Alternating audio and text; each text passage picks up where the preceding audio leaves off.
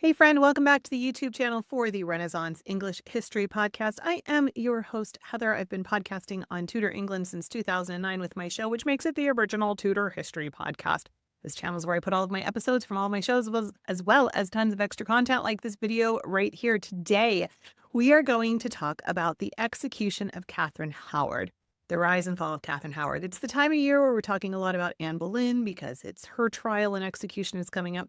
But I also think there's this kind of trio of executions that Henry did in fairly quick succession. I mean, you can add a little bit more, but I'm thinking about Anne and then Cromwell and then Katherine Howard that really start to show his descent into madness. You can put more in Bishop Fisher, and there's a couple others in there, but really those three of these people who had been so close to him, his leading advisors, his queens, it just really shows the paranoia and the descent into a really dark place that Henry was going. So we're going to talk about that a little bit today.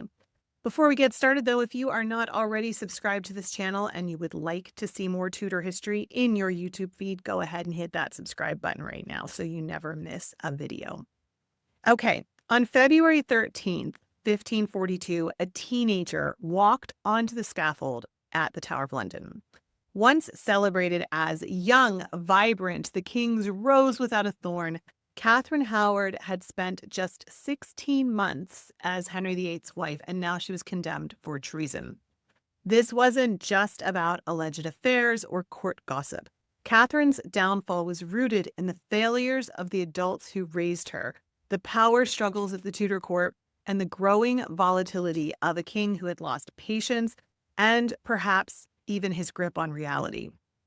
Today, we're digging into what really happened, how Katherine Howard rose so quickly, why her past became political dynamite, and what her story tells us about being a girl at the court in Henry's England. Katherine Howard was born around 1523, the daughter of Lord Edmund Howard. She had royal blood, but not much else. Her father had no money, no real influence, and according to everyone who knew him, not a lot of sense. By the time Katherine was around 7 or 8, she was sent to live in the household of her step-grandmother, the Dowager Duchess of Norfolk. The Duchess's household was large. It was chaotic. Dozens of young people, wards, servants, companions, lived under one roof with little structure or supervision. It wasn't a place of careful guidance or moral instruction. It was a place where older, more powerful individuals often took advantage of the young and the vulnerable girls. Katherine was still a child. She became entangled in relationships with adult men, first her music teacher and later Francis Derham, who was a secretary in the household. These weren't courtly romances. They were imbalanced relationships that reflected the lack of oversight and care in her environment. Let's be clear about that. Yet when Katherine became queen, these past experiences were treated not as signs of a failed upbringing, which they should have been, but as evidence of her personal guilt.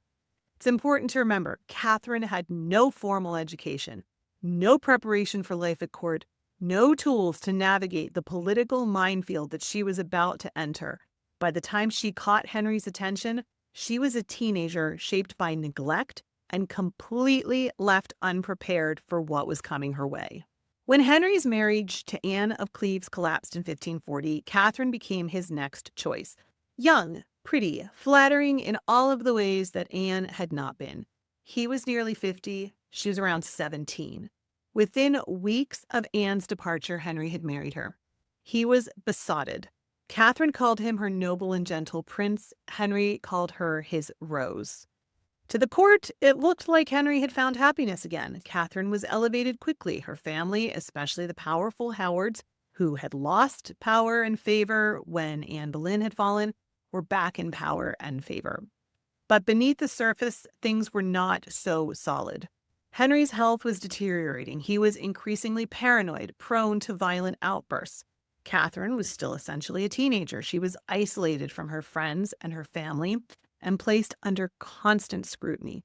She had no real political power, but enormous symbolic value. And while she had the title of a queen, She was still vulnerable to manipulation by those around her, especially courtiers who believed that her favor could advance their own standings. Among them was Thomas Culpeper, one of Henry's most trusted servants.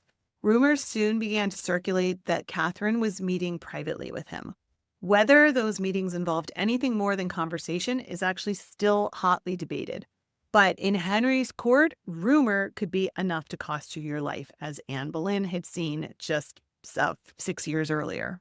Everything began to fall apart for Catherine in the autumn of 1541. That's when a courtier named John Lascelles came forward with information that he thought the Archbishop of Canterbury needed to know. Lascelles' sister, Mary Hall, had once served in the Dowager Duchess of Norfolk's household, the same chaotic environment where Catherine had spent her youth. Mary had told her brother that Catherine had been involved with 2 men there, her music teacher, Henry Mannix, and a household servant named Francis Derham. Lascelles brought this information to Thomas Cranmer, the Archbishop, who then faced the unenviable task of informing Henry VIII. Cranmer waited for the right moment, reportedly slipping a note to the king during Mass at Hampton Court that laid out the allegations. Henry's first response was disbelief. He refused to accept that his young queen, his rose without a thorn, had been involved in any kind of scandal. But he did allow Cranmer to begin to investigate quietly, likely assuming that it would come to nothing. Except it didn't. It actually all escalated really quickly. Mannix was questioned first. He admitted that he engaged in what he called a familiar relationship with Catherine while tutoring her in music, but he insisted that it hadn't gone all the way. He made sure to emphasize that Derham had come after him, the implication being if anyone went further, it wasn't me, it was him. Next came Francis Derham, who was already a suspicious figure at court. After Catherine became queen, she had appointed him to her household, something that, in hindsight, looks like a pretty critical error. When questioned, Derham admitted to the past sexual relationship with her and said that they had considered themselves married in the eyes of God. Catherine, under pressure, acknowledged much of it, but insisted that the relationship had ended long before she entered any kind of royal service. At that point, the investigation still might have been containable. An embarrassing past, yes, maybe enough to send her off to a nunnery and annul the marriage, sure, but not necessarily treason. Then the focus, unfortunately, shifted to the present.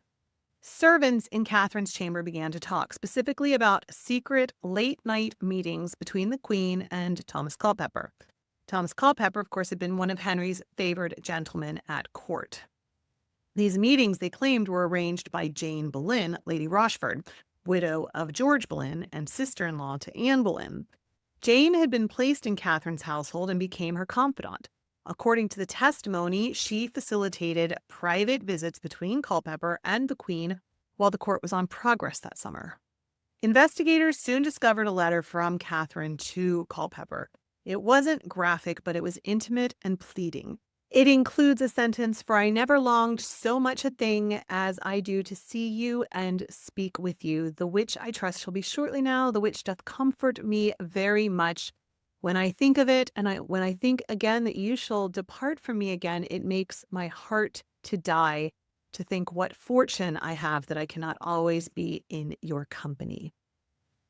That's not the kind of thing a queen should be writing to someone who serves her husband.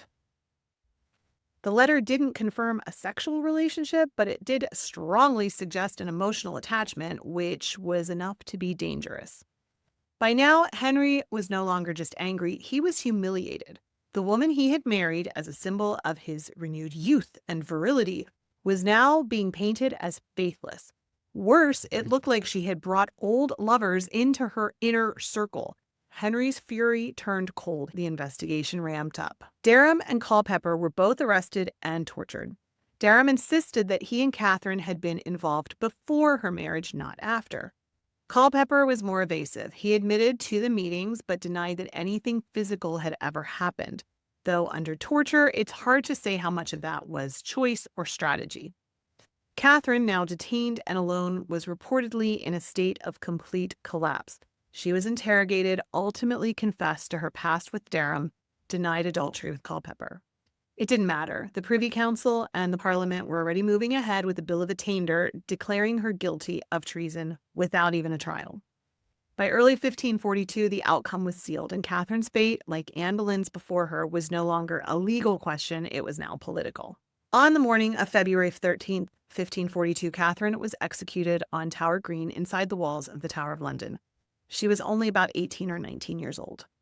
She had spent the previous night praying and preparing, and according to eyewitnesses, practicing how to lay her head on the block.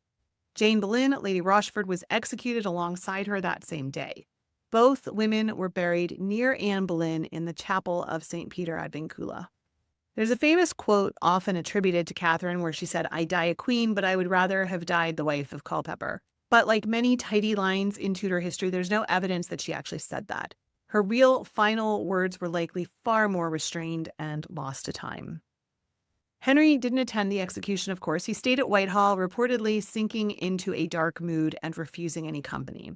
Whether he was grieving, enraged, or just tired of another failed marriage is impossible to know, but he never spoke of Catherine again. Catherine's story is often reduced to a simple morality tale. She was too young, too careless, she partied too much, she was too flirtatious, she was a little bit dim-witted. But that actually misses the real tragedy of her life. She was a teenager raised in an unstable household with no protection. Her early experiences were shaped by adults who exploited her vulnerability. When she was placed in a position of unimaginable pressure as Queen of England, she had no guidance, no allies, and no room for error. The Tudor court judged her harshly for what it helped to create. Her past relationships, shaped by an imbalance and lack of supervision, were used against her as if she had been in control of them. When it came time to defend herself, there was no one willing or able to stand up for her. Her death wasn't just the result of adultery or betrayal, it was the result of a system that treated women as tools, punished them for the failings of others, and offered no way out once suspicion took hold. So that's my opinion. What do you think? Was Catherine a reckless teenager or one more casualty of the power games that ruled Henry's court? Let me know in the comments. I would love to hear what you think. And if you made it to the end of this video and enjoyed it, as always, I sure would appreciate a press of that like button. It helps to feed that algorithm and get our content to even more people. And I hope I earned your subscription to my channel where I put out videos like this on the regular. You guys were getting really close to 100,000 subscribers. I'm so excited to see this community grow, to see more of you joining in the Tudor love. More Tudor for everybody, right? I can't wait to see how this community grows, and I'm so glad you are a part of it. If you haven't already hit subscribe, go ahead and do that right now, okay? So you can join all of the Tudor goodness. All right, if you want to keep binging Tudor content, here's a video on Thomas Cromwell's execution. I mean, maybe it's an execution day, who knows? Here's a video that YouTube thinks you'll enjoy. Thanks so much for being here. Remember, you are deeply loved. I'm so glad I share the planet with you. I will be back very soon. In the meantime, don't forget to drink your water. Very important to stay hydrated, my friends. All right, I will talk to you later. Bye-bye.